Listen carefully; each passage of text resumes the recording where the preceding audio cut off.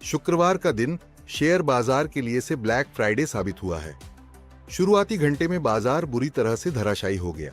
Sensex और Nifty में करीब 1% की गिरावट देखी गई।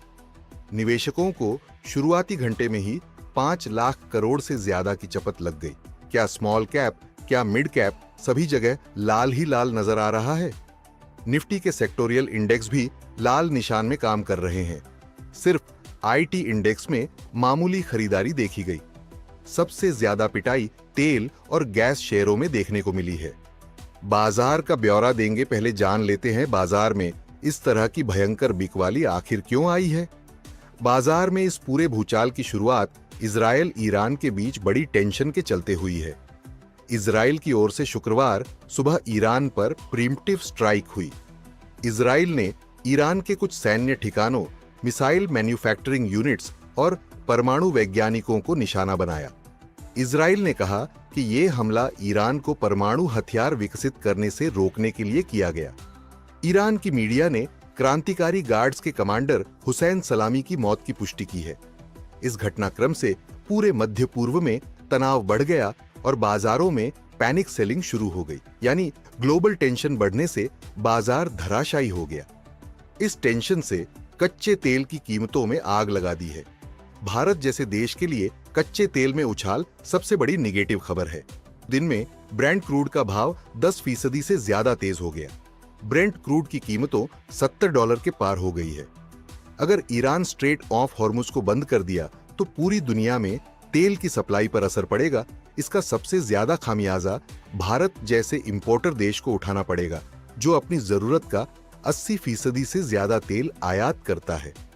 ईरान इजरायल तनाव का खामियाजा सिर्फ भारतीय बाजारों को ही नहीं उठाना पड़ रहा है, अमेरिकी और एशियाई बाजारों का भी बुरा हाल है।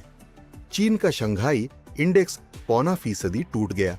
जापान के निक्केई में 1.25%, ताइवान का ताइवान इंडेक्स 0.25%, कोरिया का कॉस्पी 1.25% और हांगकांग का हैंग सेंग इंडेक्स करीब 1% गिरकर कामकाज कर रहा है। अमेरिका का डाउ फ्यूचर्स में भी 1.25% से ज्यादा की गिरावट है। इस तनाव से भारतीय रुपया भी टूट गया है।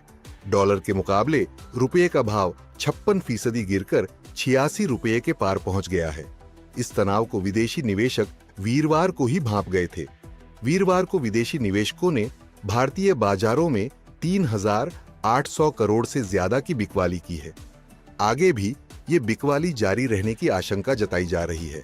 अब आते हैं बाजार के हाल पर। बीते एक हफ्ते में बैंकिंग और फाइनेंशियल में अच्छी खरीदारी देखी गई है।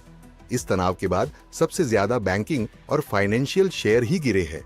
खबर लिखे जाने तक निफ्टी फाइनेंशियल सर्विस इंडेक्स और निफ्टी बैंक में 1% से ज्यादा की गिरावट थी। Nifty oil and gas index में 1.25% के करीब गिरावट थी। एफएमसीजी, ऑन्टो और मेटल इंडेक्स का भी कुछ ऐसा ही हाल था। ईरान और इजरायल का तनाव लंबा चला तो ये और परेशान बढ़ा सकता है। महंगाई में उछाल रुपये पर दबाव बना रह सकता है। अब सवाल ये है कि निवेशकों को क्या करना चाहिए। निवेशकों को इस समय धैर्य रखने, सुरक्षित क्षेत्रों में निवेश करने और रोजाना बदलती घटनाओं पर नजर बनाए रखने की जरूरत है।